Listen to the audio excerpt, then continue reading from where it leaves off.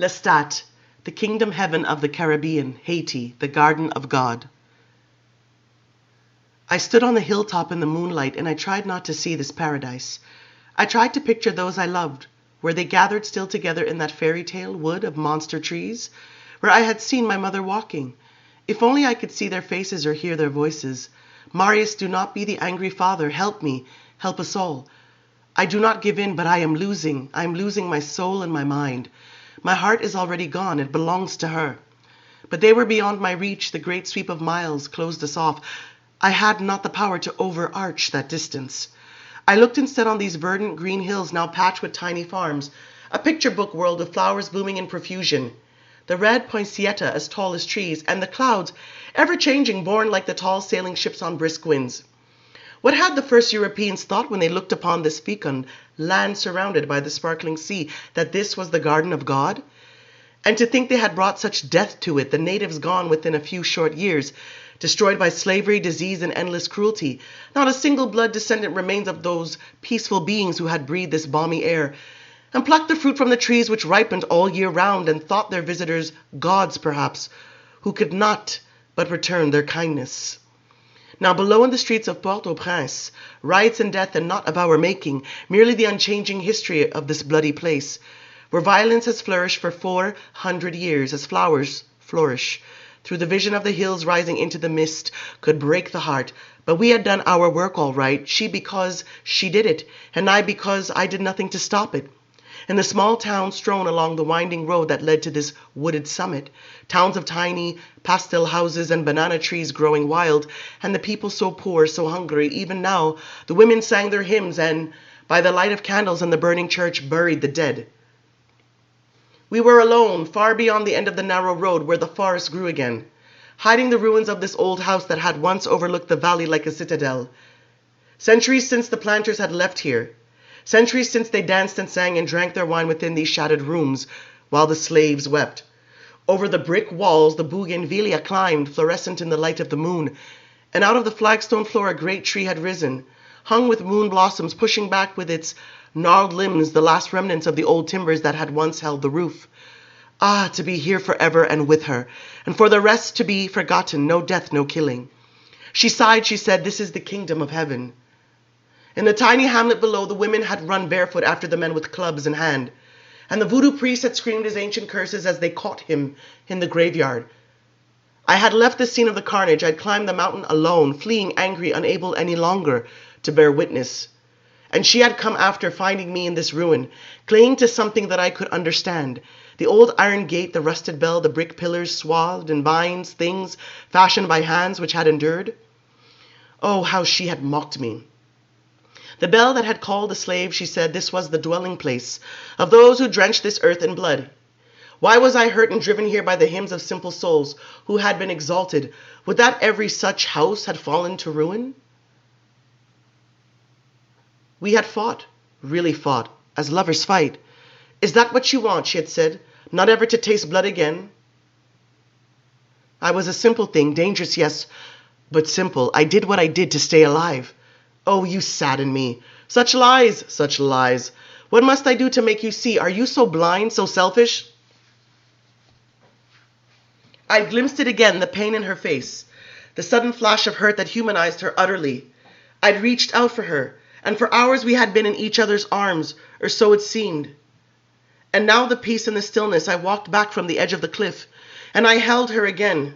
I heard her say as she looked up at the great towering clouds through which the moon poured forth its eerie light, this is the kingdom of heaven.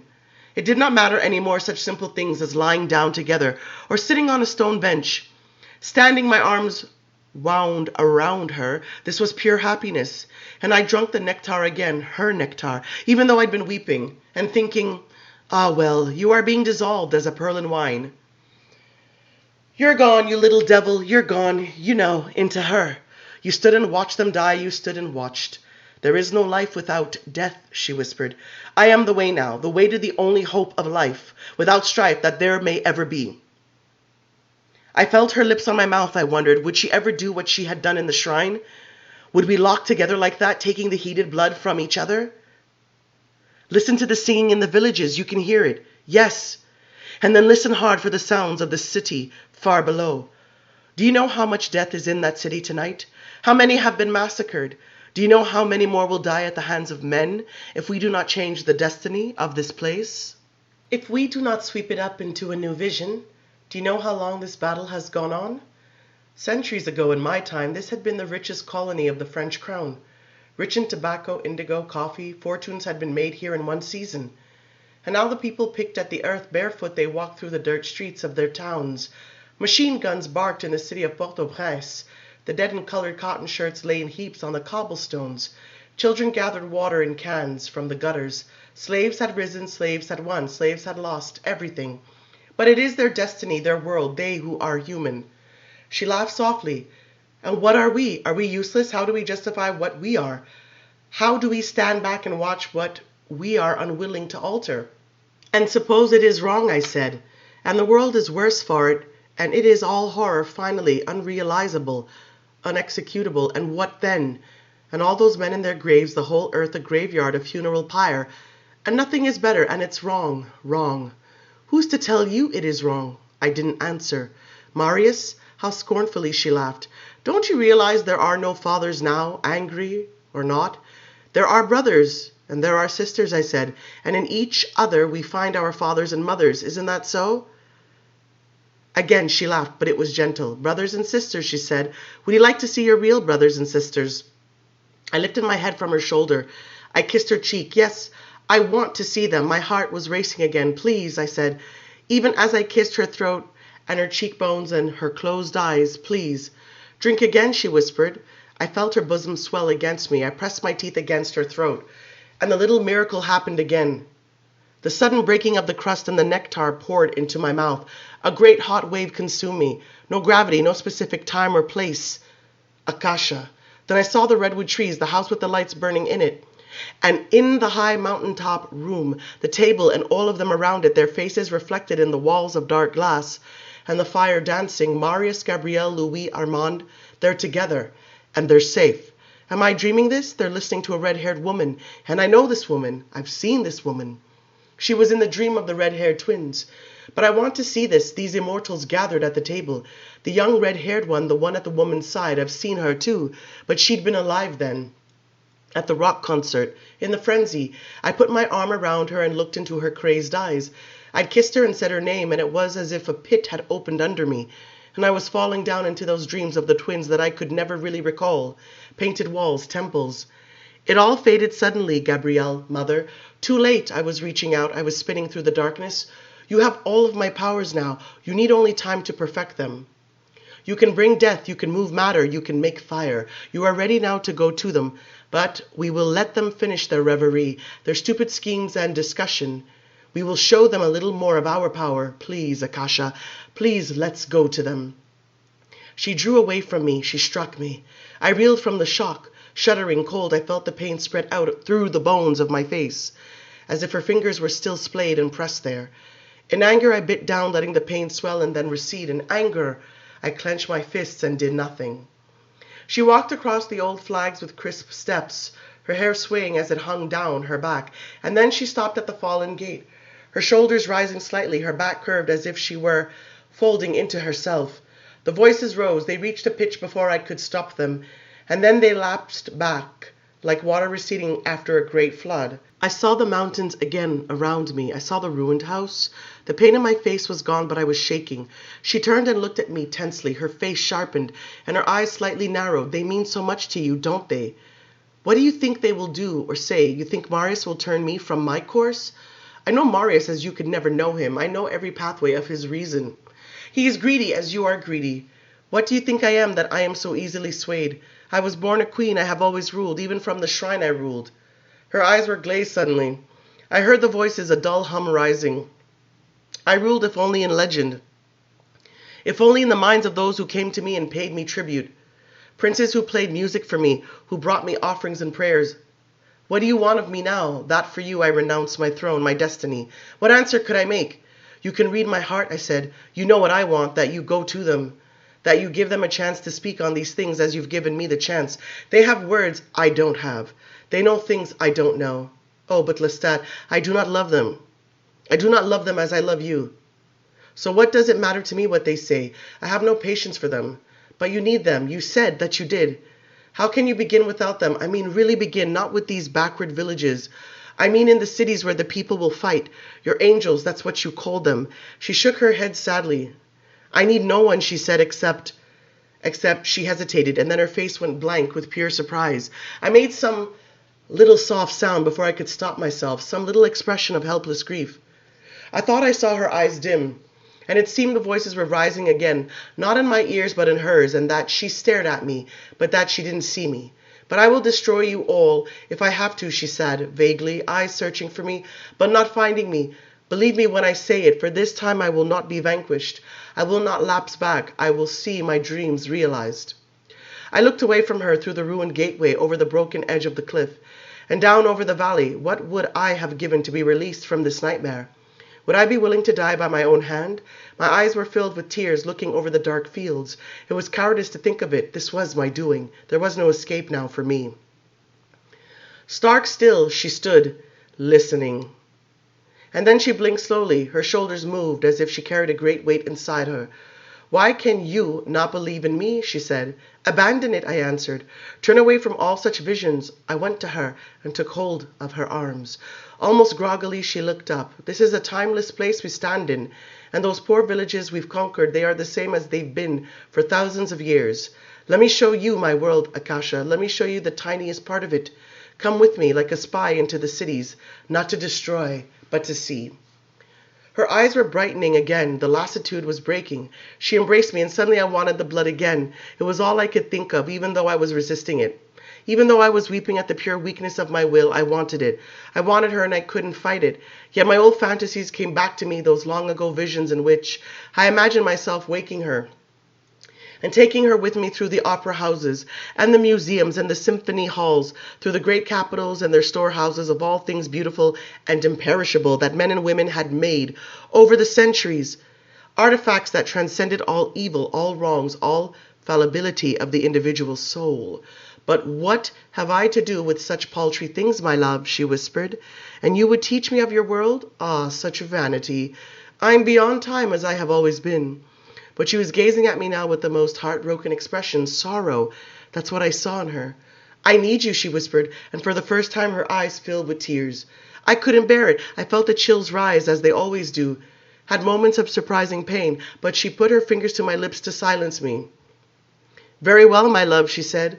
We'll go to your brothers and sisters if you wish it. We'll go to Marius, but first, let me hold you one more time close to my heart. You see, I cannot be other than what I would be. This is what you waked with your singing. This is what I am. I wanted to protest, to deny it. I wanted again to begin the argument that would divide us and hurt her, but I couldn't find the words as I looked into her eyes. And suddenly I realized what had happened. I had found the way to stop her. I had found the key. It had been there before me all the time. It had been there before me all the time. It was not her love for me, it was her need of me, the need of one ally in all the great realm, one kindred soul made of the same stuff that she was made of. And she had believed she could make me like herself, and now she knew she could not. Ah, but you are wrong, she said, her tears shimmering. You are only young and afraid, she smiled. You belong to me, and if it has to be, my prince, I'll destroy you. I didn't speak, I couldn't. I knew what I had seen. I knew even as she couldn't accept it. Not in all the long centuries of stillness had she ever been alone. Had she ever suffered the ultimate isolation? Oh, it was not such a simple thing as Enkel by her side, or Marius come to lay before her his offerings. It was something deeper, infinitely more important than that. She had never all alone waged a war of reason with those around her. The tears were flowing down her cheeks, two violent streaks of red. Her mouth was slack, her eyebrows knit in a dark frown, though her face would never be anything but radiant. No, Lestat, she said again, you are wrong. But we must see this through now to the finish. If they must die, all of them, so that you cleave to me, so be it. She opened her arms. I wanted to move away. I wanted to rail against her again, against her threats, but I didn't move as she came closer. Hear the warm Caribbean breeze, her hands moving up my back, her fingers slipping through my hair, the nectar flowing into me again, flooding my heart, and her lips on my throat, finally the sudden stab of her teeth through my flesh. Yes, as it had been in the shrine so long ago. Yes, her blood and my blood, and the deafening thunder of her heart. Yes. And it was ecstasy, and yet I couldn't yield, I couldn't do it, and she knew it. The story of the twins. Conclusion. We found the palace the same as we remembered it, or perhaps a little more lavish, with more booty from conquered lands, more gold drapery, and even more vivid paintings, and twice as many slaves about as if they were mere ornaments, their lean naked bodies hung with gold and jewels. To a royal cell we were now committed, with graceful chairs and tables, and a fine carpet and dishes of meat and fish to eat. Then at sunset we heard cheers as the king and the queen appeared in the palace. All the court went to bow to them, singing anthems to the beauty of their pale skin and their shimmering hair, and to the bodies that had miraculously healed after the assault of the conspirators. All the palace echoed with these hymns of praise. But when this little spectacle was finished, we were taken into the bedchamber of the royal couple, and for the first time by the small light of distant lamps we beheld the transformation with our own eyes. We saw two pale yet magnificent beings, resembling in all particulars what they had been when they were alive, but there was an eerie luminescence surrounding them. Their skin was no longer skin, and their minds were no longer entirely their minds. Yet gorgeous they were, as you can well imagine, all of you. Oh yes, gorgeous as though the moon had come down from heaven and fashioned them with its light. Amid their dazzling gold furniture they stood draped in finery and staring at us with eyes that gleamed like obsidian. And then with a wholly different voice, a voice softly shaded by music, it seemed, the king spoke. Khayman's told you what has befallen us, he said. We stand before you the beneficiaries of a great miracle, for we have triumphed over certain death. We are now quite beyond the limitations and needs of human beings, and we see and understand things which were withheld from us before. But the queen's facade gave way immediately. In a hissing whisper she said, You must explain this to us. What has your spirit done? We were in worse danger than ever from these monsters, and I tried to convey this warning to Maharet, but at once the queen laughed. Do you think I don't know what you are thinking, she said. But the king begged her to be silent. Let the witches use their powers, he said. You know that we have always revered you. Yes, the queen sneered, and you sent this curse upon us. At once I averred that we had not done it, that we had kept faith when we left the kingdom, that we had gone back to our home. And as Maharet studied the pair of them in silence, I begged them to understand that if the spirit had done this, he had done it of his own whim. Whim, the queen said. What do you mean by such a word as whim? What has happened to us? What are we? She asked again. Then she drew back her lips for us to see her teeth. We beheld the fangs in her mouth, tiny yet sharp as knives. And the king demonstrated to us this change as well. The better to draw the blood, he whispered. Do you know what this thirst is to us? We cannot satisfy it. 3-4 men a night die to feed us, yet we go to our bed tortured by thirst. The queen tore at her hair as if she would give in to screaming, but the king laid his hand on her arm. Advise us, Maharet and Maharet, he said, for we would understand this transformation and how it might be used for good. Yes, the queen said, struggling to recover, for surely such a thing cannot happen without reason. Then losing her conviction, she fell quiet. Indeed, it seemed her small, pragmatic view of things, ever puny and seeking for justifications, had collapsed utterly while the king clung to his illusions, as men often do, until very late in life. Now, as they fell silent, Maharet went forward and laid her hands upon the king. She laid her hands upon his shoulders and closed her eyes. Then she laid her hands upon the queen in the same manner, though the queen glared at her with venom in her eyes. Explain to us, Maharet said, looking at the queen. What happened at the very moment? What do you remember? What do you see? The queen was silent, her face drawn and suspicious. Her beauty had been in truth enhanced by this transformation, yet there was something repellent in her, as if she were not the flower now, but the replica of the flower made of pure white wax.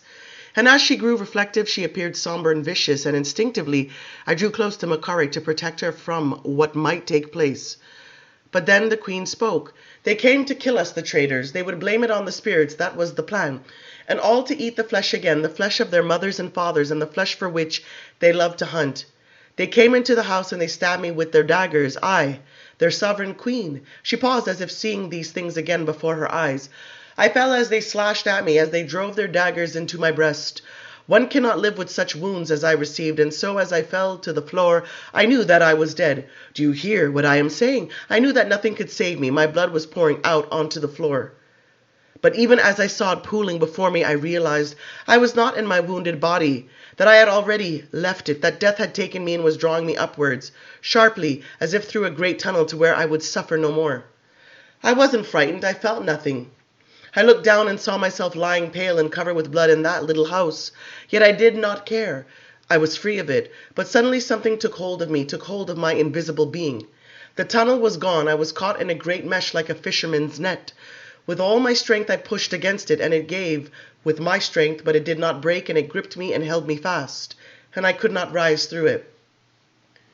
When I tried to scream, I was in my body again. I felt the agony of my wounds, as if the knives were cutting me afresh. But this net, this great net, it still had a hold of me. And instead of being the endless thing it had been before, it was now contracted into a tighter weave, like the weave of a great silk veil. And all about me this thing, visible yet invisible, whirled as if it were wind, lifting me, casting me down, turning me about. The blood gushed from my wounds, and it ran into the weave of this veil, just as it might into the mesh of any fabric. And that which had been transparent was now drenched in blood. And a monstrous thing I saw, shapeless and enormous, with my blood broadcast throughout it. And yet this thing had another property to it, a center, it seemed. A tiny burning center which was in me, and ran riot in my body like a frightened animal. Through my limbs it ran, thumping and beating, a heart with legs scampering, and my belly it circled as I clawed at myself. I would have cut myself open to get this thing out of me.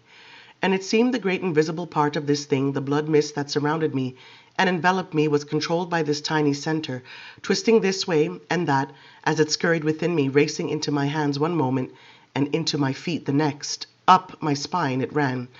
I would die, surely I would die, I thought. Then came a moment of blindness, silence.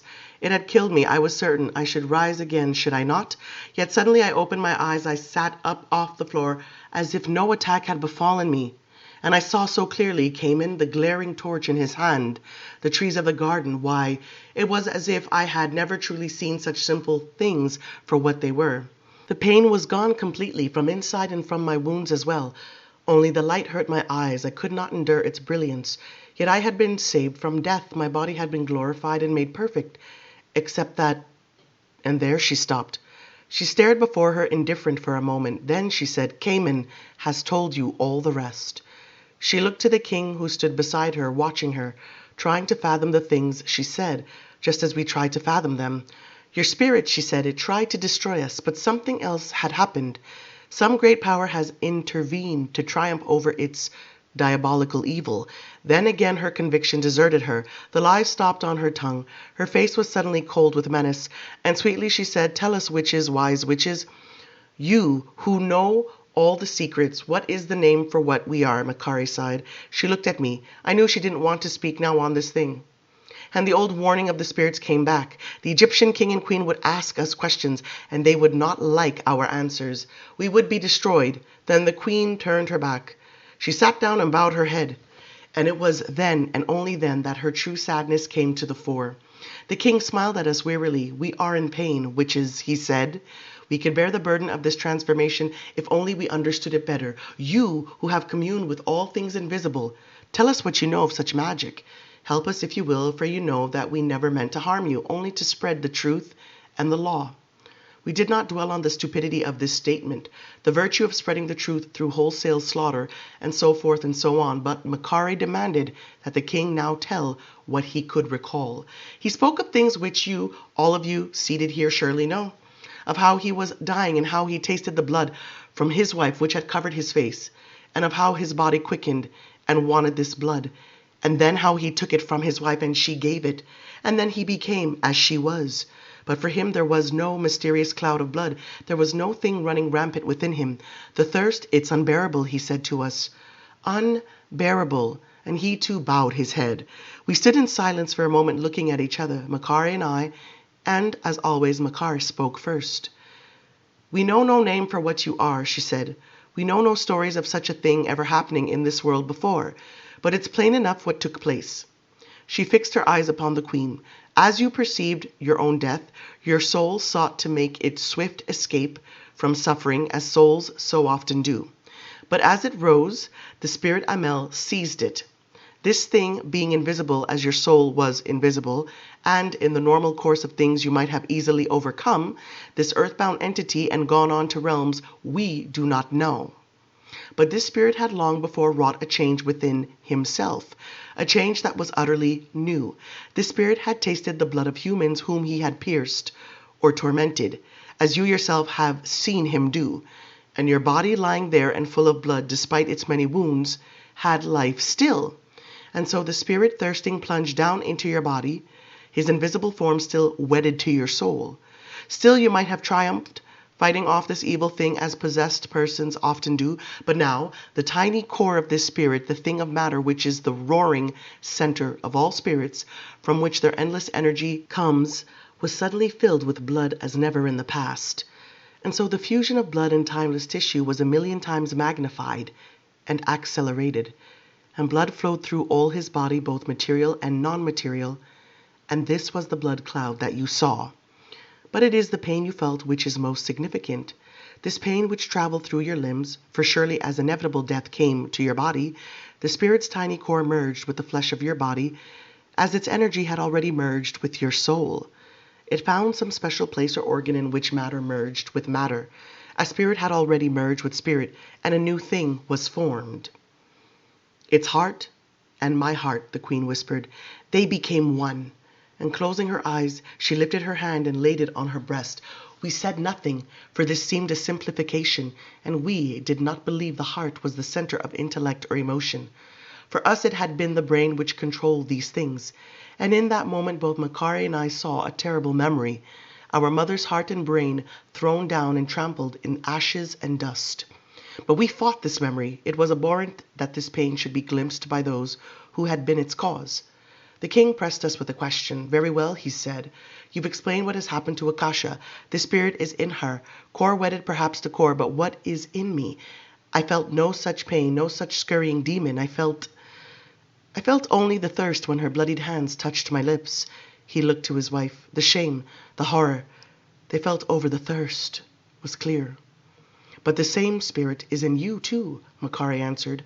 There is but one Amel. Its core resides in the queen, but it is in you also. How is such a thing possible? Asked the king. This being has a great invisible part, Maharet said. Were you to have seen it in its entirety before this catastrophe took place, you would have seen something almost without end. Yes, the queen confessed, it was as if the net covered the whole sky. Maharet explained it is only by concentrating such immense size that these spirits achieve any physical strength. Left on their own, they are as clouds over the horizon, greater even. They have now and then boasted to us that they have no true boundaries, though this is not likely the truth. The king stared at his wife. But how can it be released? Demanded Akasha. Yes, how can it be made to depart? The king asked. Neither of us wanted to answer. We wondered that the answer was not obvious to them both. Destroy your body, Maharet said to the queen finally, and it will be destroyed as well. The king looked at Maharet with disbelief. Destroy her body. Helplessly he looked at his wife. But Akasha merely smiled bitterly. The words came as no surprise to her. For a long moment she said nothing. She merely looked at us with plain hatred. Then she looked at the king. When she looked to us, she put the question. We are dead things, aren't we? We cannot live if it departs. We do not eat. We do not drink, save for the blood it wants. Our bodies throw off no waste any longer. We have not changed. In one single particular since that awful night, we are not alive anymore. Maharet didn't answer. I knew that she was studying them, struggling to see their forms, not as a human would see them, but as a witch would see them. To let the quiet and the stillness collect around them so that she might observe the tiny imperceptible aspects of this which eluded regular gaze. Into a trance she fell as she looked at them and listened, and when she spoke her voice was flat, dull. It is working on your body. It is working and working as fire works on the wood it consumes, as worms work on the carcass of an animal. It is working and working, and its work is inevitable. It is the continuance of the fusion which has taken place. That is why the sun hurts it, for it is using all of its energy to do what it must do, and it cannot endure the sun's heat coming down upon it. Or the bright light of a torch even, the king sighed. At times not even a candle flame, said the queen. Yes, Maharet said, shaking off the trance finally. And you are dead, she said in a whisper, yet you are alive. If the wounds healed as you say they did, if you brought the king back as you say you did, why, you may have vanquished death, that is, if you do not go into the burning rays of the sun. No, this cannot continue, the king said. The thirst you don't know how terrible is the thirst. But the queen only smiled bitterly again. These are not living bodies now. These are hosts for this demon. Her lip trembled as she looked at us. Either that, or we are truly gods. Answer us, witches, said the king. Could it be that we are divine beings now, blessed with gifts that only gods share? He smiled as he said it. He so wanted to believe it. Could it not be that when your demons sought to destroy us, our gods intervened? An evil light shone in the queen's eye. How she loved this idea, but she didn't believe it, not really. Maharet looked at me. She wanted me to go forward and to touch them as she had done. She wanted me to look at them as she had done. There was something further that she wanted to say, yet she was not sure of it. And in truth, I had slightly stronger powers of the instinctive nature, though less of a gift for words than she. I went forward. I touched their white skin, though it repelled me as they repelled me for all that they had done to our people and us. I touched them and then withdrew and gazed at them, and I saw the work of which Maharet spoke. I could even hear it, the tireless churning of the spirit within. I stilled my mind. I cleared it utterly of all preconception or fear, and then, as the calmness of the trance deepened in me, I allowed myself to speak. It wants more humans, I said. I looked at Maharet. This was what she had suspected. We offered to it all we can, the queen gasped, and the blush of shame came again, extraordinary in its brightness to her pale cheeks. And the king's face colored also, and I understood then, as did Maharet, that when they drank the blood they felt ecstasy. Never had they known such pleasure, not in their beds, not at the banquet table, not when drunk with beer or wine. That was the source of the shame. It hadn't been the killing, it had been the monstrous feeding, it had been the pleasure. These two were such a pair. But they had misunderstood me. No, I explained, it wants more like you. It wants to go in and make blood drinkers of others, as it did with the king. It is too immense to be contained within two small bodies. The thirst will become bearable only when you make others, for they will share the burden of it with you. No, the queen screamed, that is unthinkable. Surely it cannot be so simple, the king declared. Why, we were both made at one and the same terrible instant, when our gods warred with this demon, conceivably when our gods warred and won. I think not, I said. You mean to say, the queen asked, that if we nourish others with this blood, that they too will be so infected? But she was recalling now every detail of the catastrophe, her husband dying, the heartbeat gone from him, and then the blood trickling into his mouth. Why, I haven't enough blood in my body to do such a thing, she declared. I am only what I am. Then she thought of the thirst and all the bodies that had served it. And we realized the obvious point, that she had sucked the blood out of her husband before he had taken it back from her. And that is how the thing had been accomplished. That and the fact that the king was on the edge of death, and most receptive, his own spirit shaking loose and ready to be locked down by the invisible tentacles of Amel.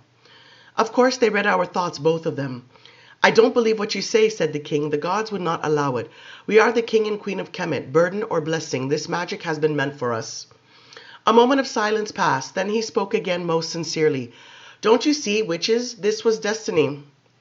We were meant to invade your lands, to bring you and this demon here, so that this might befall us. We suffer true, but we are gods now. This is a holy fire, and we must give thanks for what has happened to us. I tried to stop Maharet from speaking. I clasped her hand tightly, but they already knew what she meant to say. Only her conviction jarred them. It could very likely pass into anyone, she said. Were the conditions duplicated? Were the man and woman weakened and dying so that the spirit could get its grip? In silence, they stared at us. The king shook his head. The queen looked away in disgust. But then the king whispered, if this is so, then others may try to take this from us. Oh, yes, Maharet whispered. If it would make them immortal, most surely they would, for who would not want to live forever? At this, the king's face was transformed. He paced back and forth in the chamber. He looked at his wife, who stared forward as one about to go mad, and he said to her most carefully, then we know what we must do. We cannot breed a race of such monsters, we know. But the queen threw her hands over her ears and began to scream. She began to sob and finally to roar in her agony, her fingers curling into claws as she looked up at the ceiling above her. Maharet and I withdrew to the edges of the room and held tight to each other. And then Maharet began to tremble and to cry also, and I felt tears rise in my eyes. "You did this to us," the queen roared, and never had we heard a human voice attain such volume. And as she went mad now, shattering everything within the chamber, we saw the strength of Amel in her, for she did things no human could do. The mirrors she hurled at the ceiling, the gilded furniture went to splinters under her fists. "Damn you into the lower world among demons and beasts forever," she cursed us. "For what have you done to us, abominations, witches, you and your demon? You say you did not send this thing to us, but in your hearts you did. You sent this demon, and he read it from your hearts, just as I read it now, that you wished us evil." But then the king caught her in his arms and hushed her and kissed her and caught her sobs against his chest. Finally, she broke away from him. She stared at us, her eyes brimming with blood. "You lie," she said. "You lie as your demons lied before. Do you think such a thing could happen? If it was not meant to happen," she turned to the king. "Oh, don't you see? We've been fools to listen to these mere mortals, who have not such powers as we have. Ah, but we are young deities and must struggle to learn the designs of heaven. And surely our destiny is plain. We see it in the gifts we possess." We didn't respond to what she had said. It seemed to me, at least for a few precious moments, that it was a mercy if she could believe such nonsense. For all I could believe was that Amel, the evil one Amel, the stupid, the dull-witted, the imbecile spirit, had stumbled into this disastrous fusion, and that perhaps the whole world would pay the price. My mother's warning came back to me. All our suffering came back to me. And then such thoughts, wishes for the destruction of the king and queen, seized me, that I had to cover my head with my hands and shake myself, and try to clear my mind, lest I face their wrath. But the queen was paying no mind to us whatsoever, except to scream to her guards that they must at once take us prisoner, and that tomorrow night she would pass judgment upon us before the whole court. And quite suddenly we were seized, and as she gave her orders with gritted teeth and dark looks, the soldiers dragged us away roughly and threw us like common prisoners into a lightless cell. Maharet took hold of me and whispered that until the sun rose, we must think nothing that could bring us harm. We must sing the old songs we knew and pace the floor, so that as not even to dream dreams that would offend the king and queen, for she was mortally afraid. Now, I had never truly seen Maharet so afraid. Maharet was always the one to rave in anger. It was I who hung back, imagining the most terrible things. But when dawn came, when she was sure the demon king and queen had gone to their secret retreat, she burst into tears. "I did it, Maharet," she said to me. "I did it. I sent him against them. I tried not to do it. But Amel, he read it in my heart. It was as the queen said exactly." There was no end to her recriminations. It was she who had spoken to Amel, she who had strengthened him and puffed him up and kept his interest. And then she had wished his wrath upon the Egyptians, and he had known. I tried to comfort her. I told her none of us could control what was in our hearts, that Amel had saved our lives once, that no one could fathom these awful choices, these forks in the road, and we must now banish all guilts and look only to the future. How could we get free of this place? How could we make these monsters release us? Our good spirits would not frighten them now, not a chance of it. We must think, we must plan, we must do something. Finally, the thing for which I secretly hoped happened. Khayman appeared, but he was even more thin and drawn than before. "I think you are doomed, my red-haired ones," he said to us. "The king and queen were in a quandary over the things which you said to them. Before morning they went to the temple of Osiris to pray. Could you not give them any hope of reclamation, any hope this horror would come to an end?" "Khayman, there is one hope," Maharet whispered. "Let the spirits be my witness. I don't say that you should do it. I only answer your question. If you would put an end to this, put an end to the king and queen, find their hiding place and let the sun come down upon them, the sun which their new bodies cannot bear." But he turned away, terrified by the prospect of such treason, only to look back and sigh and say, "Ah, my dear witches, such things I've seen, and yet I dare not do such a thing." As the hours passed, we went through agony, for surely we would be put to death. But there were no regrets any longer in us for the things we'd said or the things we'd done. And as we lay in the dark in one another's arms, we sang the old songs again from our childhood. We sang our mother's songs. I thought of my little baby, and I tried to go to her, to rise in spirit from this place and be close to her. But without the trance potion, I could not do it. I had never learned such skill. Finally, dusk fell, and soon we heard the multitude singing hymns as the king and queen approached. The soldiers came for us into the great open court of the palace. We were brought as we had been before. Here it was that Khayman had laid his hands upon us, and we had been dishonored, and before those very same spectators we were brought with our hands bound again.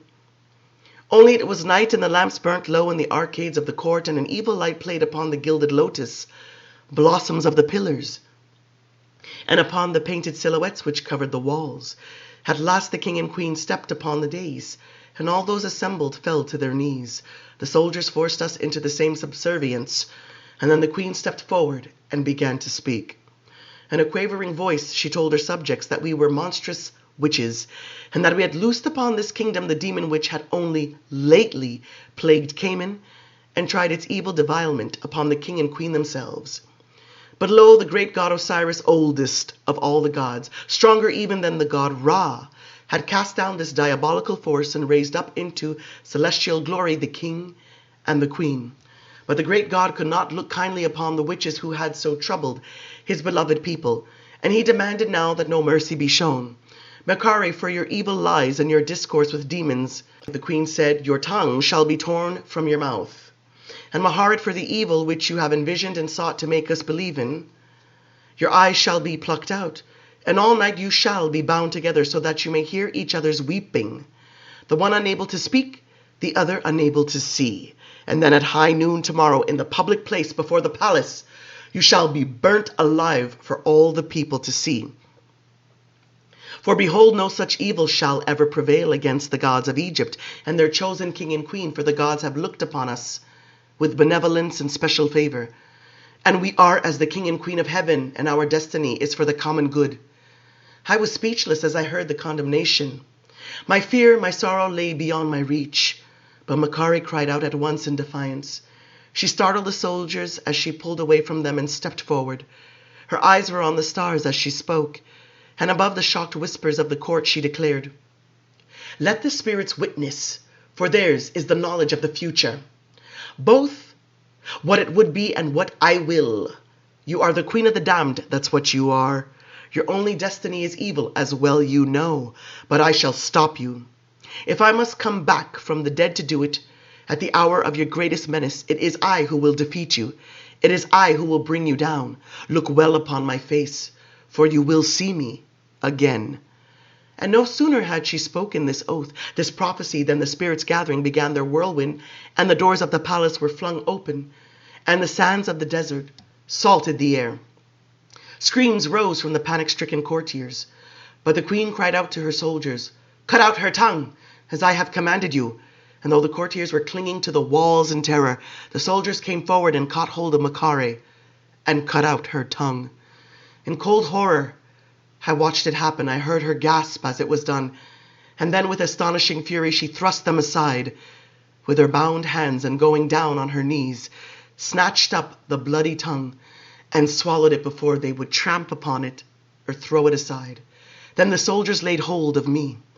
The last things I beheld were Akasha, her finger pointed, her eyes gleaming, and then the stricken face of Khayman with tears streaming down his cheeks. The soldiers clamped their hands on my head and pushed back my eyelids and tore all vision from me as I wept without a sound. Then suddenly I felt a warm hand lay hold of me, and I felt something against my lips. Khayman had my eyes. Khayman was pressing them to my lips, and at once I swallowed them lest they be desecrated or lost. The wind grew fiercer, sand swirled about us, and I heard the courtiers running now in all directions, some coughing, others gasping, and many crying as they fled, while the queen implored her subjects to be calm. I turned, groping for Maharet, and felt her head come down on my shoulder, her hair against my cheek. Burn them now, declared the king. No, it is too soon, said the queen. Let them suffer. And we were taken away and bound together and left alone finally on the floor of the little cell. For hours the spirits raged about the palace, but the king and queen comforted their people and told them not to be afraid. At noon tomorrow all evil would be expurgated from the kingdom. And until then let the spirits do what they would. Finally it was still and quiet as we lay together. It seemed nothing walked in the palace save the king and the queen. Even our guards slept. And these are the last hours of my life, I thought. And will her suffering be more than mine in the morning? For she shall see me burn whereas I cannot see her, and she cannot even cry out? I held Maharet to me. She laid her head against my heartbeat, and so the minutes passed. Finally, it must have been 3 hours before morning. I heard noises outside the cell. Something violent, the guard giving a sharp cry and then falling. The man had been slain. Maharet stirred beside me. I heard the lock pulled and the pivots creak. Then it seemed I heard a noise. From Maharet, something like unto a moan. Someone had come into the cell, and I knew by my old instinctive power that it was Khayman. As he cut the ropes which bound us, I reached out and clasped his hand. But instantly I thought, this is not Khayman, and then I understood. They have done it to you. They have worked it on you. Yes, he whispered. And his voice was full of wrath and bitterness, and a new sound had crept into it. An inhuman sound. They have done it to put it to the test. They have done it to see if you spoke the truth. They have put this evil into me. It seemed he was sobbing, a rough, dry sound coming from his chest, and I could feel the immense strength of his fingers. For though he didn't want to hurt my hand, he was. Oh, Khayman, I said, weeping, such treachery from those you've served so well. Listen to me, witches, he said, his voice guttural and full of rage. Do you want to die tomorrow in fire and smoke before an ignorant populace, or would you fight this evil thing? Would you be its equal and its enemy upon this earth? For what stays the power of mighty men save that of others of the same strength? What stops the swordsman but a warrior of the same metal? Witches, if they could do this to me, can I not do it to you? I shrank back away from him, but he wouldn't let me go. I didn't know if it was possible. I knew only that I didn't want it. Maharet, he said, they shall make a race of fawning acolytes unless they are beaten. And who can beat them save ones as powerful as themselves? No, I would die first, I said. Yet even as the words left me, I thought of the waiting flames. But no, it was unforgivable. Tomorrow I should go to my mother. I should leave here forever, and nothing could make me remain. And you, Maharet? I heard him say, will you reach now for the fulfillment of your own curse, or die and leave it to the spirits who have failed you from the start? The wind came up again, howling about the palace. I heard the outside doors rattling. I heard the sand flung against the walls. Servants ran through distant passages. Sleepers rose from their beds. I could hear the faint, hollow, and unearthly wails of the spirits I most loved. Be still, I told them. I will not do it. I will not let this evil in. But as I knelt there, leaning my head against the wall and reasoning that I must die, and must somehow find the courage for it, I realized that within the small confines of this cell, the unspeakable magic was being worked again. As the spirits railed against it, Maharet had made her choice. I reached out and felt these two forms, man and woman, melded like lovers, and as I struggled to part them, Khayman struck me, knocking me unconscious on the floor. Surely only a few minutes passed. Somewhere in the blackness the spirits wept. The spirits knew the final outcome before I did. The winds died away, a hush fell in the blackness, the palace was still. My sister's cold hands touched me. I heard a strange sound like laughter. Can those who have no tongue laugh? I made no decision really. I knew only that all our lives we had been the same, twins and mirror images of each other. Two bodies it seemed, and one soul. And I was sitting now in the hot, close darkness of this little place, and I was in my sister's arms, and for the first time she was changed, and we were not the same being, and yet we were. And then I felt her mouth against my throat. I felt her hurting me, and Khayman took his knife and did the work for her, and the swoon began. Oh, those divine seconds, those moments when I saw again within my brain the lovely light of the silver sky and my sister there before me, smiling. Her arms uplifted as the rain came down. We were dancing in the rain together, and all our people were there with us, and our bare feet sank into the wet grass. And when the thunder broke and the lightning tore the sky, it was as if our souls had released all their pain. Drenched by the rain, we went deep into the cave together. We lighted one small lamp and looked at the old paintings on the walls. The paintings done by all the witches before us, huddling together with the sound of the distant rain. We lost ourselves in these paintings of witches dancing, of the moon coming for the first time into the night sky. Khayman fed me the magic, then my sister, then Khayman again. You know what befell me, don't you? But do you know what the dark gift is for those who are blind? Tiny sparks flared in the gaseous gloom. Then it seemed a glowing light began to define the shapes of things around me in weak pulses, like the after images of bright things when one closes one's eyes. Yes, I could move through this darkness. I reached out to verify what I beheld. The doorway, the wall, and the corridor before me, a faint map flashed for a second on the path ahead. Yet never had the night seemed so silent. Nothing inhuman breathed in the darkness. The spirits were utterly gone, and never, never again did I ever hear or see the spirits. Never, ever again were they to answer my questions or my call. The ghosts of the dead, yes, but the spirits gone forever. But I did not realize this abandonment in those first few moments or hours or even in the first few nights. So many other things astonished me, so many other things filled me with agony or joy. Long before the sunrise we were hidden, as the king and queen were hidden, deep within a tomb. It was to the grave of Khayman's own father that he took us, the grave to which the poor desecrated corpse had been restored. I had by then drunk my first draught of mortal blood. I had known the ecstasy which made the king and queen blush for shame.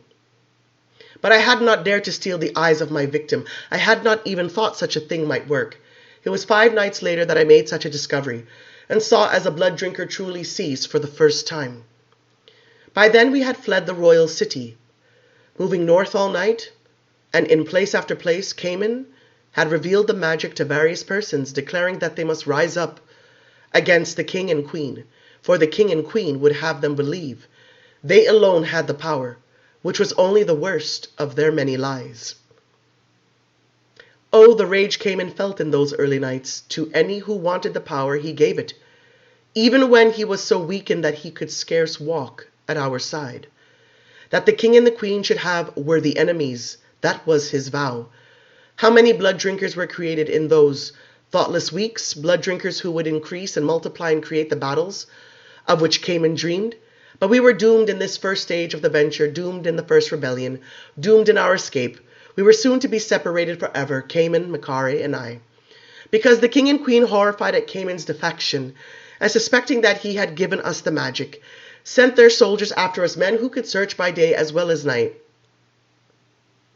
And as we hunted ravenously to feed our newborn craving, our trail was ever easy to follow along the small villages of the river bank, or even to the encampments of the hills.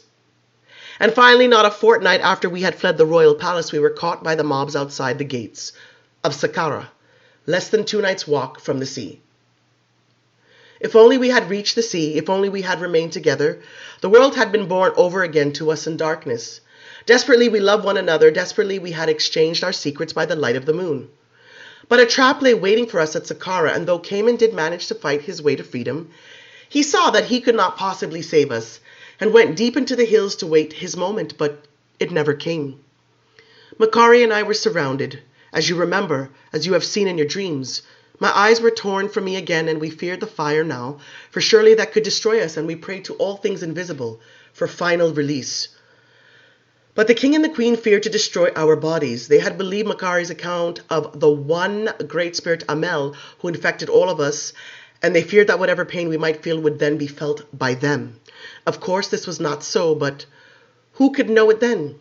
And so into the stone coffins we were put, as I've told you, one to be taken to the east and one to the west. The rafts had already been made to set us adrift in the great oceans.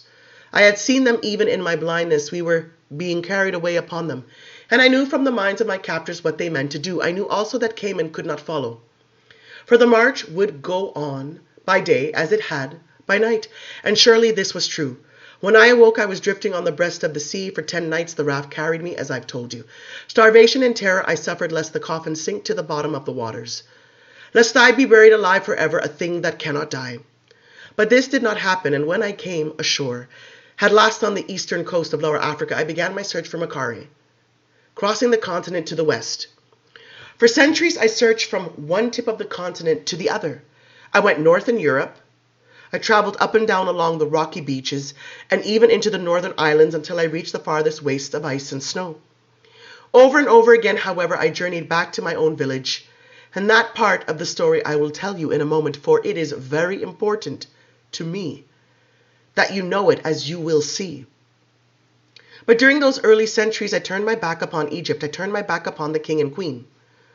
Only much later did I learn that the king and queen made a great religion of their transformation, that they took upon themselves the identity of Osiris and Isis, and darkened those old myths to suit themselves. God of the underworld, Osiris became, that is, the king, who could appear only in darkness. And the queen became Isis the mother, who gathers up her husband's battered and dismembered body and heals it and brings it back to life. You've read in Lestat's pages in the tale Marius told to Lestat, as it was told to him, of how the blood gods created by the mother and father took the blood sacrifice of evildoers in shrines hidden within the hills of Egypt, and how this religion endured until the time of Christ. And you have learned something also of how Khayman's rebellion succeeded, how the equal enemies of the king and queen whom he had created eventually rose up against the mother and father, and how great wars were fought among the blood drinkers of the world. Akasha herself revealed these things to Marius, and Marius revealed them to Lestat. In those early centuries, the legend of the twins was born. For the Egyptian soldiers who had witnessed the events of our lives, from the massacre of our people to our final capture, were to tell the tales. The legend of the twins was even written by the scribes of Egypt in later times. It was believed that one day Maharet would reappear to strike down the mother, and all the blood drinkers of the world would die as the mother died. But all this happened without my knowledge, my vigilance, or my collusion, for I was long gone from such things. Only 3,000 years later did I come to Egypt, an anonymous being swathed in black robes, to see for myself what had become of the mother and father, listless, staring statues, shut up in stone in their underground temple with only their heads and throats exposed. And to the priestly blood drinkers who guarded them, the young ones came seeking to drink from the primal fount. Did I wish to drink? The young blood drinker priest asked me. Then I must go to the elders and declare my purity and my devotion to the old worship, declare that I was not a rogue, bent upon selfish ends.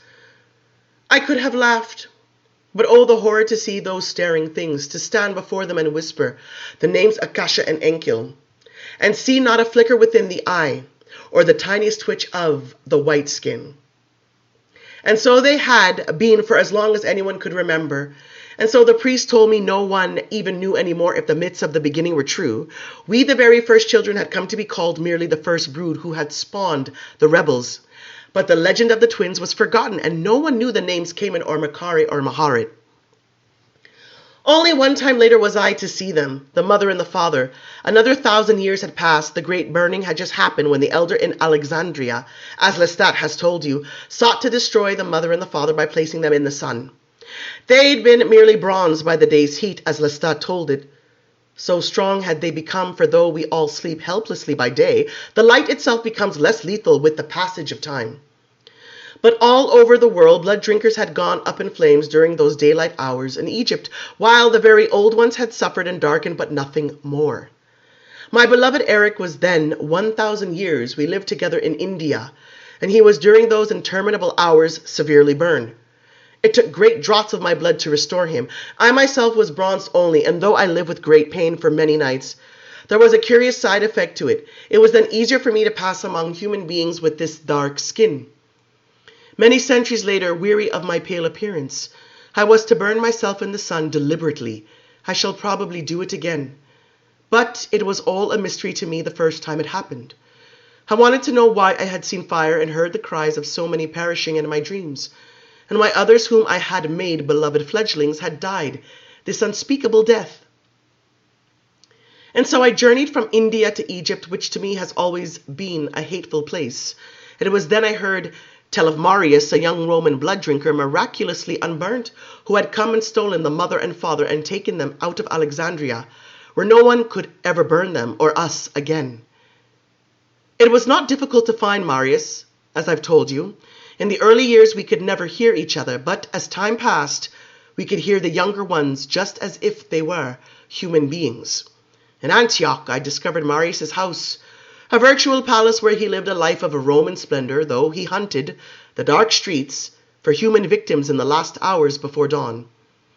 He had already made an immortal of Pandora, whom he loved above all other things on earth, and the mother and father he had placed in an exquisite shrine made by his own hands of Carrara marble and mosaic flooring, in which he burned incense as if it were a temple, as if they were truly gods.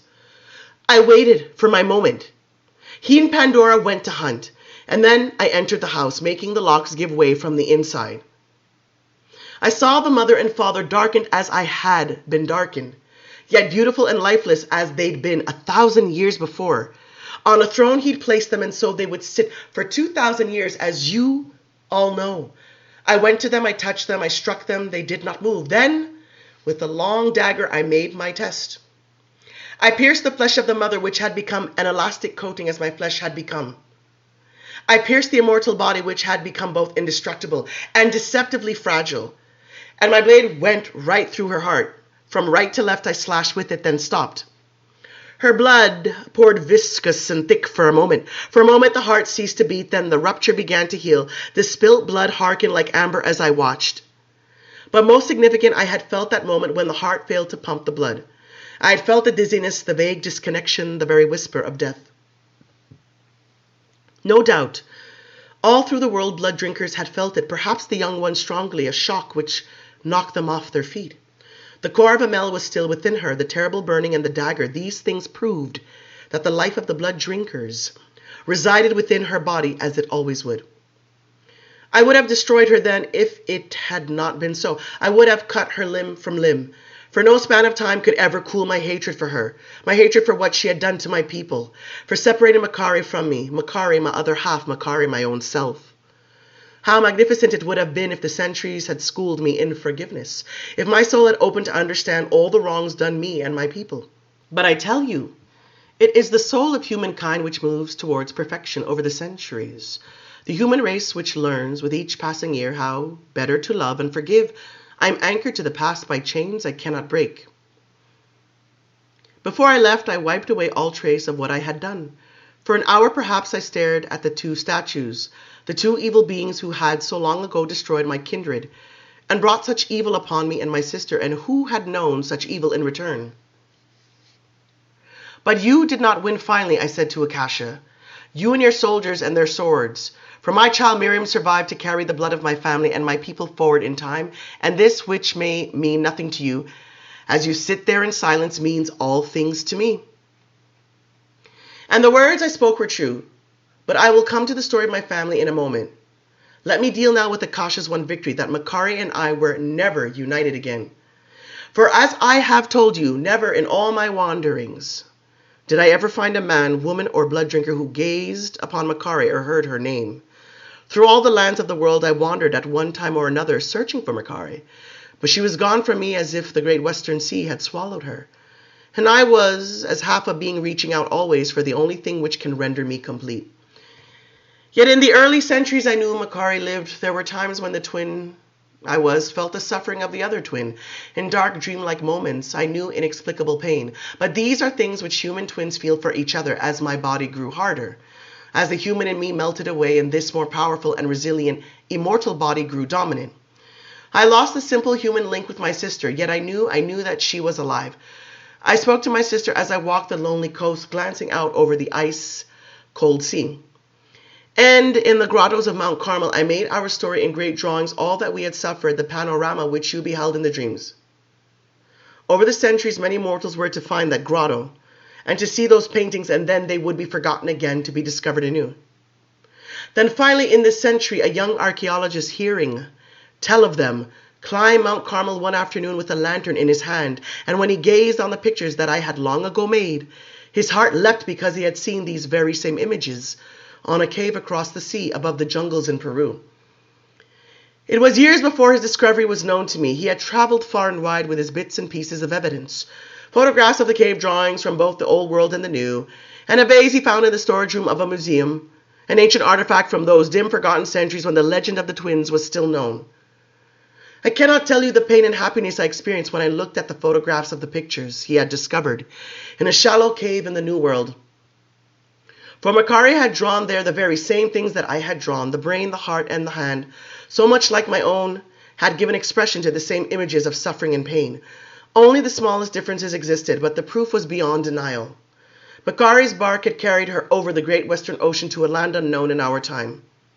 Centuries perhaps before man had penetrated the southern reaches of the jungle continent, Maharet had come ashore there, perhaps to know the greatest loneliness a creature can know.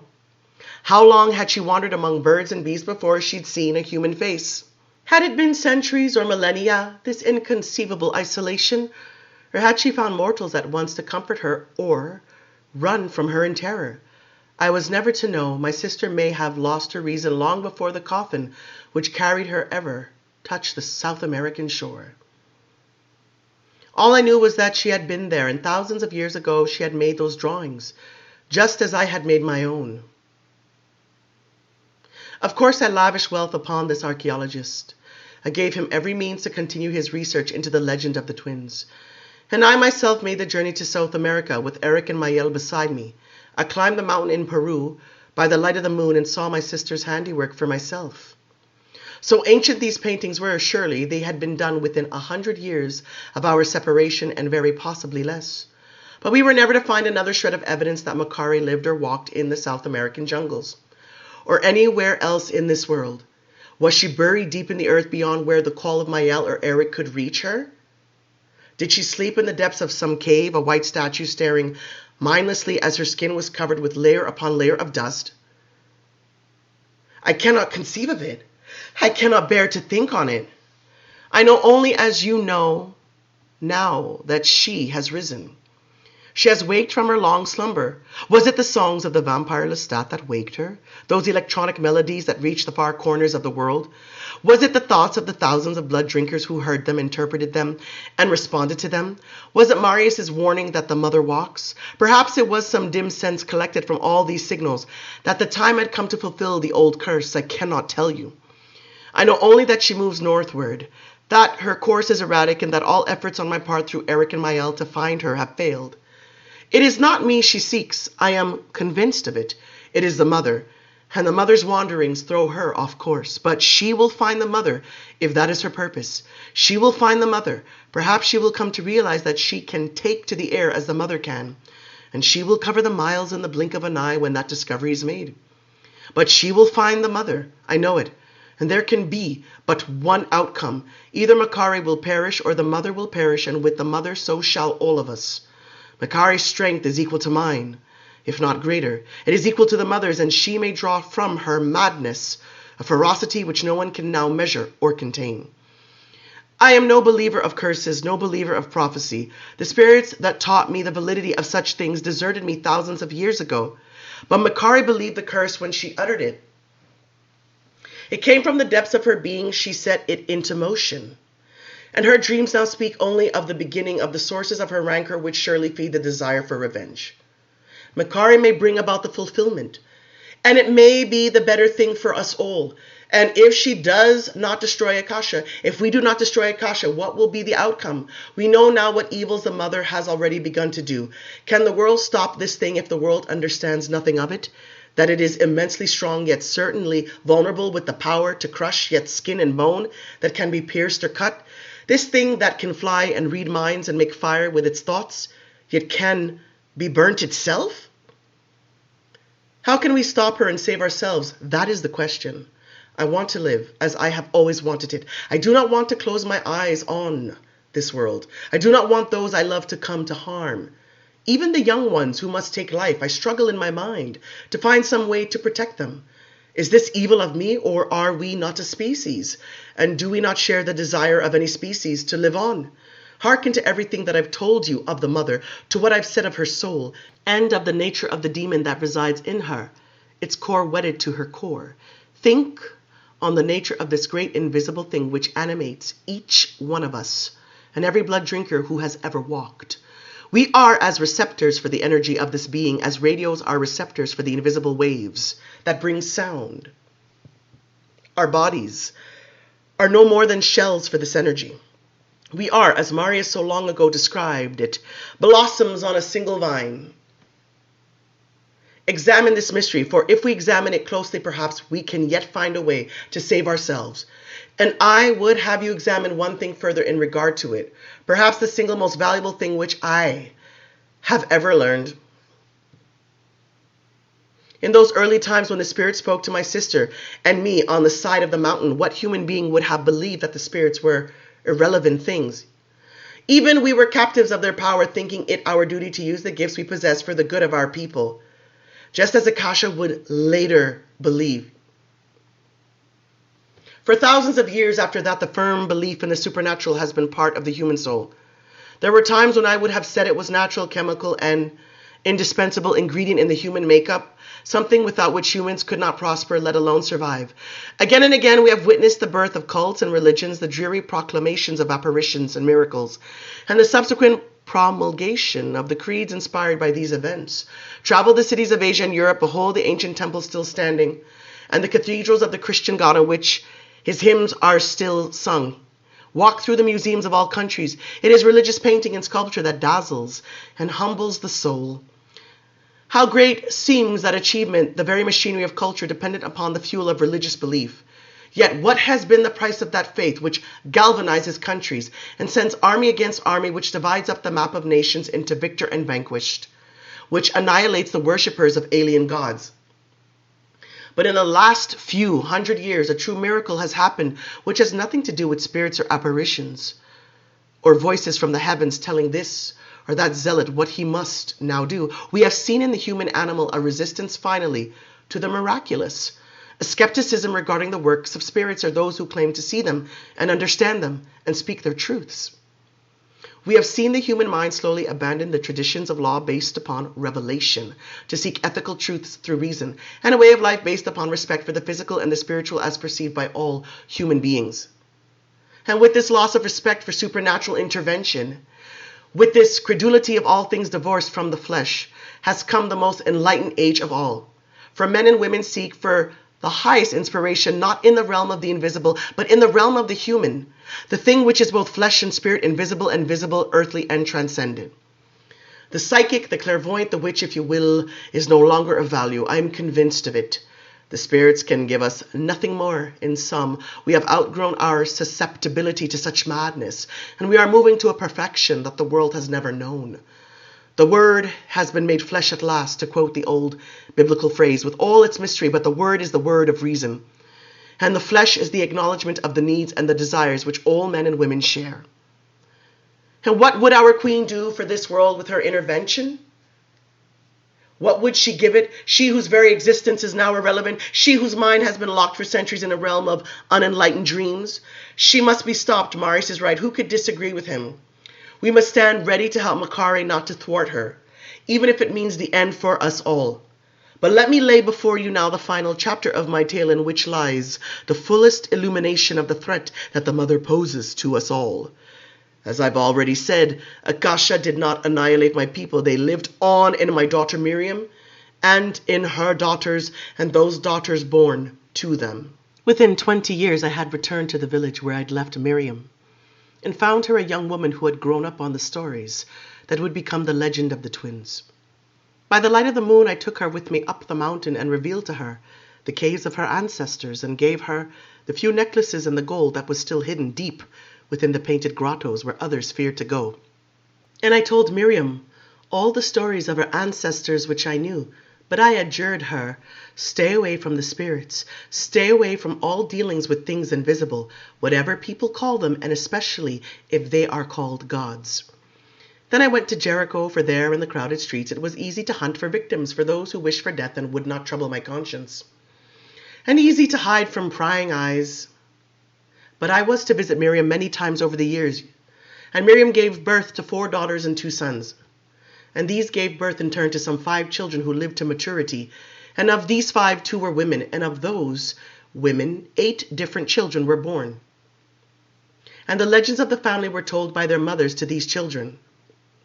The legend of the twins, they also learned the legend of the sisters who had once spoken to spirits, and made the rain fall and were persecuted by the evil king and queen.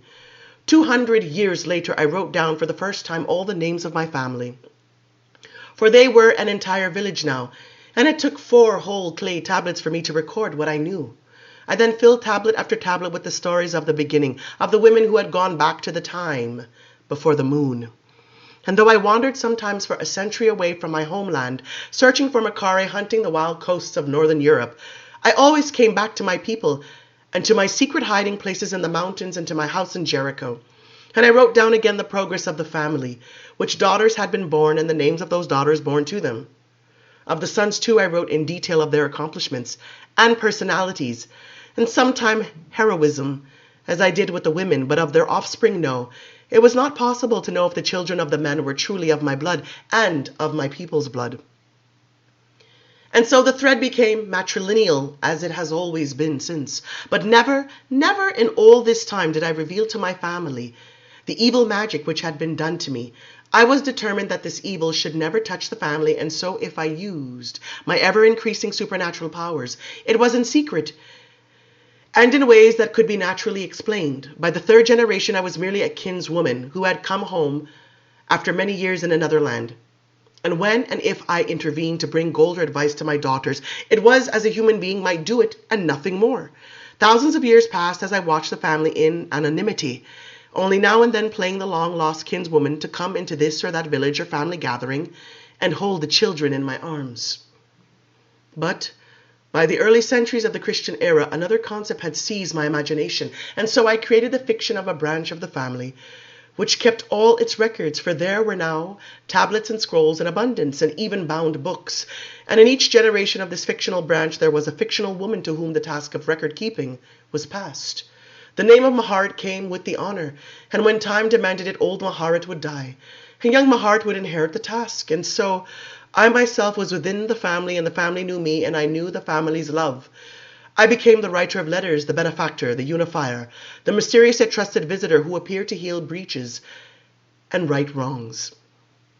And though 1,000 passions consume me, though I lived for centuries in different lands, learning new languages and customs, and marveling at the infinite beauty of the world and the power of the human imagination, I always returned to the family which knew me and expected things from me. As the centuries passed, as the millennia passed, I never went down into the earth as many of you have done. I never faced madness and loss of memory, as was common among the old ones, who became often like the mother and father, statues buried beneath the ground. Not a night has passed since those early times that I have not opened my eyes, known my own name, and looked with recognition upon the world around me, and reached for the thread of my own life. But it was not that madness didn't threaten. It was not that weariness did not sometimes overwhelm. It was not that grief did not embitter me, or that mysteries did not confuse me, or that I did not know pain. It was that I had the records of my family to safeguard. I had my own progeny to look after and to guide in the world. And so even in the darkest times, when all human existence seemed monstrous to me and unbearable, and the changes of the world beyond comprehension, I turned to the family as if it were the very spring of life itself. And the family taught me the rhythms and passions of each new age. The family took me into alien lands where perhaps I would never have ventured alone. The family took me into realms of art which might have intimidated me. The family was my guide through time and space, my teacher, my book of life. The family was all things. Maharet paused. For a moment it seemed she would say something more. Then she rose from the table. She glanced at each of the others, and then she looked at Jessie. Now I want you to come with me. I want to show you what this family has become. Quietly all rose and waited as Maharet walked round the table, and then they followed her out of the room. They followed her across the iron landing in the earthen stairwell, and into another great mountain-top chamber with a glass roof and solid walls. Jessie was the last to enter, and she knew even before she had passed through the door what she would see. An exquisite pain coursed through her, a pain full of remembered happiness, an unforgettable longing. It was the windowless room in which she'd stood long ago. How clearly she recalled its stone fireplace and the dark leather furnishings scattered over the carpet, and the air of great and secret excitement infinitely surpassing the memory of the physical things which had forever haunted her afterwards, engulfing her in half-remembered dreams.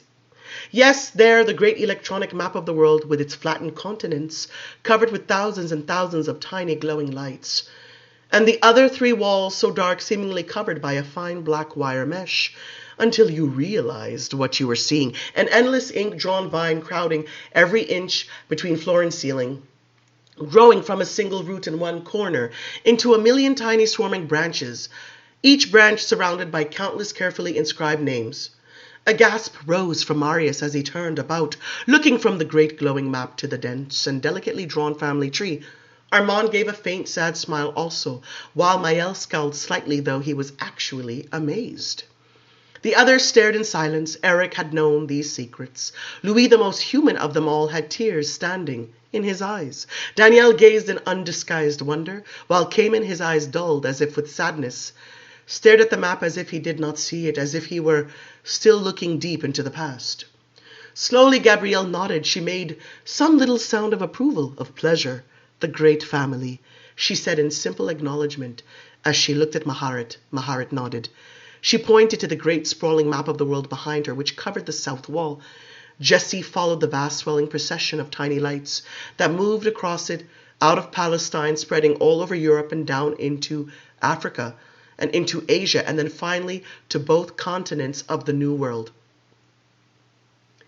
Countless tiny lights flickering in various colors, and as Jessie deliberately blurred her vision, she saw the great diffusion for what it was. She saw the old names, too, of continents and countries and seas, written in gold script on the sheet of glass that covered the three-dimensional illusion of mountains, plains, valleys. These are my descendants, Maharet said, the descendants of Miriam, who was my daughter and Khayman's daughter, and of my people, whose blood was in me and in Miriam, traced through the maternal line as you see before you for 6,000 years. Unimaginable, Pandora whispered, and she too was sad, almost to the point of tears. What a melancholy beauty she had, grand and remote, yet reminiscent of warmth, as if it had once been there, naturally, overwhelmingly. It seemed to hurt her, this revelation, to remind her of all that she had long ago lost. It is but one human family, Maharet said softly, yet there is no nation on earth that does not contain some part of it. And the descendants of males, blood of our blood, and uncounted, surely exist in equal numbers to all those now known by name.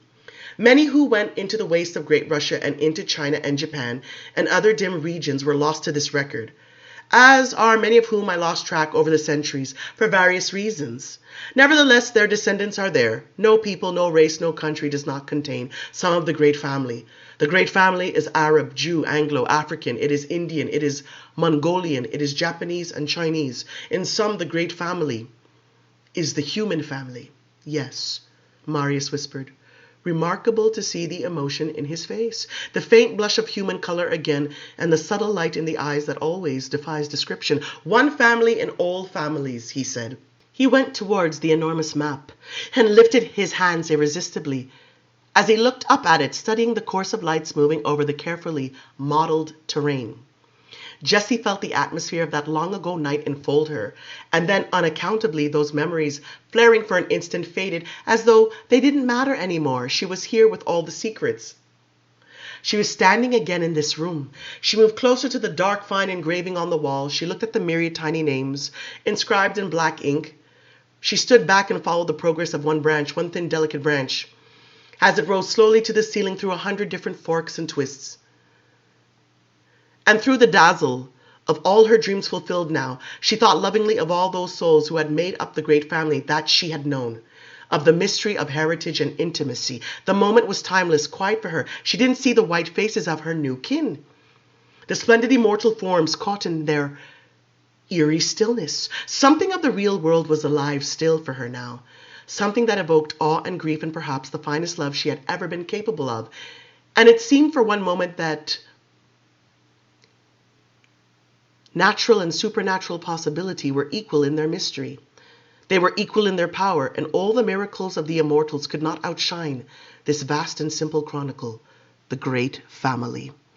Her hand rose as if it had a life of its own, and as the fight caught Mael's silver bracelet, which she wore around her wrist still, she laid her fingers out silently on the wall, 100 names covered by the palm of her hand. This is what is threatened now, Marius said, his voice softened by sadness, his eyes still on the map. It startled her that a voice could be so loud, yet so soft. No, she thought no one will hurt the great family. No one will hurt the great family. She turned to Maharet. Maharet was looking at her. And here we are, Jessie thought, at the opposite ends of this vine, Maharet and I. A terrible pain welled in Jessie, a terrible pain to be swept away from all things real that had been irresistible. But to think that all things real could be swept away was unendurable. During all her long years with the Talamasca, when she had seen spirits and restless ghosts and poltergeists that could terrify their baffled victims and clairvoyants speaking in foreign tongues, she had always known that somehow the supernatural could never impress itself upon the natural. Maharet had been so right. Irrelevant, yes, safely irrelevant, unable to intervene. But now that stood to be changed. The unreal had been made real. It was absurd to stand in this strange room amid these stark and imposing forms and say, this cannot happen. This thing called the mother could reach out from behind the veil that had so long separated her from mortal eyes and touch a million human souls. What did Khayman see when he looked at her now? As if he understood her, did he see his daughter and Jessie? Yes, Khayman said, my daughter, and don't be afraid, Maharet will come. Maharet will fulfill the curse, and the great family will go on. Maharet sighed. When I knew the mother had risen, I did not guess what she might do, to strike down her children, to annihilate the evil that had come out of her, and out of Khayman, and me, and all of us who out of loneliness have shared this power that I could not really question. What right have we to live? What right have we to be immortal? We are accidents. We are horrors. And though I want my life greedily, I want it as fiercely as ever I wanted it. I cannot say that it is wrong that she has slain so many. She'll slay more, Eric said desperately. But it is the great family now which falls under her shadow, Maharet said. It is their world, and she would make it her own. Unless Maharet will come, Khayman said. The simplest smile animated his face. Maharet will fulfill the curse. I made Maharet what she is so that she would do it. It is our curse now. Maharet smiled. But it was vastly different, her expression. It was sad, indolent, and curiously cold. Ah, that you believe in such symmetry, Khayman. And we'll die, all of us, Eric said. There has to be a way to kill her, Gabrielle said coldly, without killing us. We have to think on this to be ready to have some sort of plan. You cannot change the prophecy, Khayman whispered. Khayman, if we have learned anything, Maria said, it is that there is no destiny. And if there is no destiny, then there is no prophecy. Maharet comes here to do what she vowed to do. It may be all she knows now or all she can do, but that does not mean that Akasha can't defend herself against Maharet. Don't you think the mother knows Maharet has risen? Don't you think the mother has seen and heard her children's dreams? But prophecies have a way of fulfilling themselves, Khayman said. That's the magic of it. We all understood it in ancient times. The power of charms is the power of the will. You might say that we were all great geniuses of psychology in those dark days, that we could be slain by the power of another's designs. And the dreams, Marius, the dreams are but part of a great design. Don't talk of it as if it were already done, Maharet said. We have another tool. We can use reason. This creature speaks now, does she not? She understands what is spoken to her. Perhaps she can be diverted. Oh, you are mad, truly mad, Eric said. You are going to speak to this monster that roamed the world, incinerating her offspring. He was becoming more frightened by the minute. What does this thing know of reason that inflames ignorant women to rise against their men? This thing knows slaughter and death and violence. That is all it has ever known, as your story may explain. We don't change, Maharet. How many times have you told me? We move ever closer to the perfection of what we were meant to be. None of us wants to die, Eric, Maharet said patiently, but something suddenly distracted her. At the same moment, Khayman too felt it. Jessie studied both of them, attempting to understand what she was seeing. Then she realized that Marius had undergone a subtle change as well. Eric was petrified. Maëlle, to Jessie's surprise, was staring fixedly at her. They were hearing some sound. It was the way they moved their eyes that revealed it. People listen with their eyes. Their eyes dance as they absorb the sound and try to locate its source. Suddenly, Eric said, the young one should go to the cellar immediately. That's no use, Gabrielle said. Besides, I want to be here. She couldn't hear the sound, but she was trying to hear it. Eric turned on Maharet. Are you going to let her destroy us, one by one? Maharet didn't answer. She turned her head very slowly and looked towards the landing. Then Jessie finally heard the sound herself. Certainly human ears couldn't hear it. It was like the auditory equivalent of tension without vibration, coursing through her as it did through every particle of substance in the room. It was inundating and disorienting, and though she saw that Maharet was speaking to Khayman, and that Khayman was answering, she couldn't hear what they were saying. Foolishly, she'd put her hands to her ears. Dimly, she saw that Danielle had done the same thing, but they both knew it did no good at all. The sound seemed suddenly to suspend all time, to suspend momentum. Jessie was losing her balance. She backed up against the wall. She stared at the map across from her, as if she wanted it somehow to sustain her. She stared at the soft flow of the light streaming out of Asia Minor, and to the north, and to the south. Some dim, inaudible commotion filled the room. The sound had died away, yet the air rang with a deafening silence. In a soundless dream, it seemed, she saw the figure of the vampire Lestat appear in the door. She saw him rush into Gabrielle's arms. She saw Louis move towards him and then embrace him. And then she saw the vampire Lestat look at her. And she caught the flashing image of the funeral feast, the twins, the body on the altar. He didn't know what it meant. He didn't know. It shocked her, the realization. The moment on the stage came back to her when he had obviously struggled to recognize some fleeting image as they had drawn apart. Then, as the others drew him away now, with embraces and kisses again, and even Armand had come to him with his arms out, he gave her the faintest little smile. "Jessie," he said. He stared at the others, at Marius, at the cold and wary faces. And how white his skin was, how utterly white, yet the warmth, the exuberance, the almost childlike excitement, it was exactly as it had been before.